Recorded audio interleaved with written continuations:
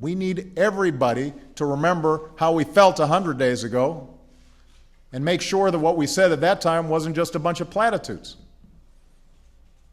that we meant it.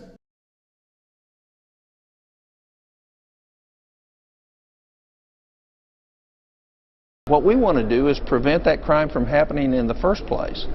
And that's why you want to get universal background checks. I'm in favor of making changes to a background system that would, if I believe that it would help to reduce the likelihood that a person who shouldn't have access to a gun doesn't get access to a gun. Where do you think this gun debate is headed? Do you think there will be some sort of new legislation that comes out as a result of it? I think there likely will be with regard to background checks.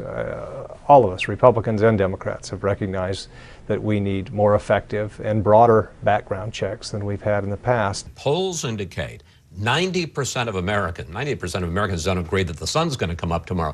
90% of Americans agree with the idea of universal background checks. This is a moment we can do something about mental health, about information sharing, maybe about background checks and other things as well, but it has to be a plan that could possibly work. Are you prepared at least to support universal background checks? If that's all that comes out of this, would you be prepared to support that? Obviously, we want to do everything we can to prevent guns from falling into the hands of people who are mentally unbalanced or criminals. When I was in the Georgia State Senate in 1995, I was part of the conference committee that wrote the background check law that's available in Georgia today. But she's right, very few of these mental health registries actually work, so we've got to improve that to make sure that common thread no longer exists.